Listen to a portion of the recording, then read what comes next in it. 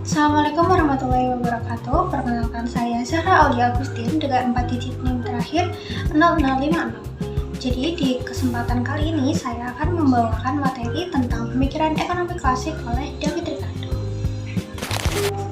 David Ricardo merupakan salah satu tokoh penting dalam aliran ekonomi klasik setelah Adam Smith.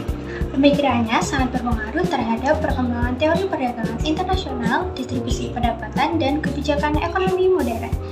Teori-teori Ricardo muncul pada masa revolusi industri di Inggris ketika produksi meningkat pesat dan perdagangan antar negara semakin berkembang. Oleh karena itu, Ricardo berusaha menjelaskan bagaimana suatu negara dapat memperoleh keuntungan dari perdagangan dan bagaimana pendapatan didistribusikan di dalam perekonomian.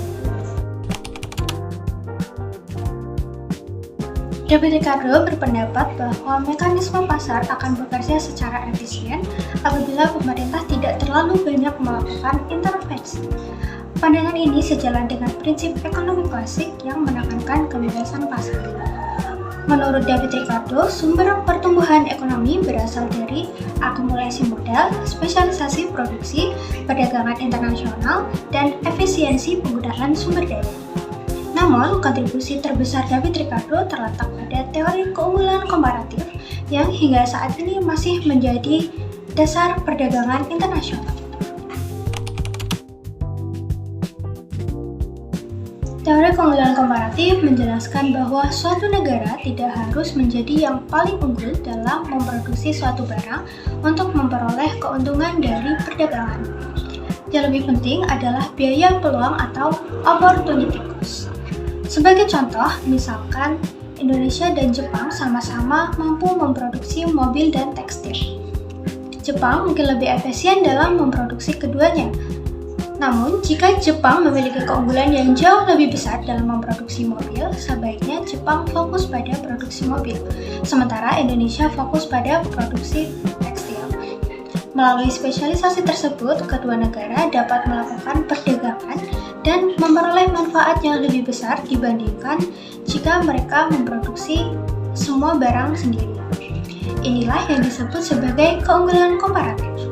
Teori ini menjadi dasar munculnya globalisasi ekonomi dan pembagian ekonomi internasional yang kita lihat saat ini. Selain perdagangan internasional, David Ricardo juga mengembangkan teori distribusi pendapatan. Menurut David Ricardo, pendapatan dalam perekonomian dibagi menjadi 3 kelompok utama. Yang pertama, upah yang diterima tenaga kerja sebagai imbalan atas pekerjaan mereka. Kemudian yang kedua, sewa yang diterima pemilik tanah karena memiliki faktor produksi berupa lahan.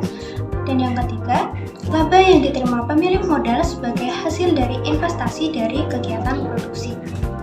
David Ricardo berpendapat bahwa seringkali terdapat konflik kepentingan antara ketiga kelompok tersebut. Misalnya, ketika upah meningkat terlalu tinggi, laba perusahaan dapat menurun. Sebaliknya, ketika laba meningkat, kesejahteraan pekerja belum tentu ikut meningkat.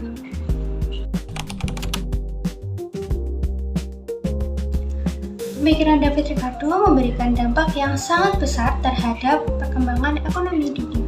Pertama, meningkatkan perdagangan internasional karena negara-negara terdorong untuk melakukan spesialisasi sesuai keunggulan masing-masing. Kemudian yang kedua, mendorong efisiensi produksi karena sumber daya digunakan pada sektor yang paling produktif. Kemudian yang ketiga, menjadi dasar bagi kebijakan perdagangan bebas yang diterapkan banyak negara hingga saat ini.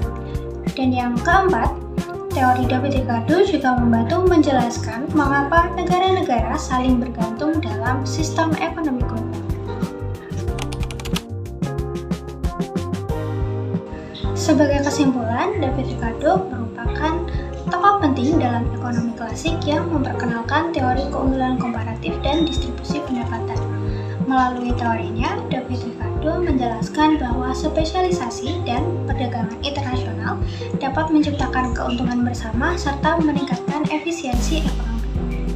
Meskipun memiliki beberapa keterbatasan, pemikirannya tetap menjadi salah satu fondasi utama dalam ilmu ekonomi modern.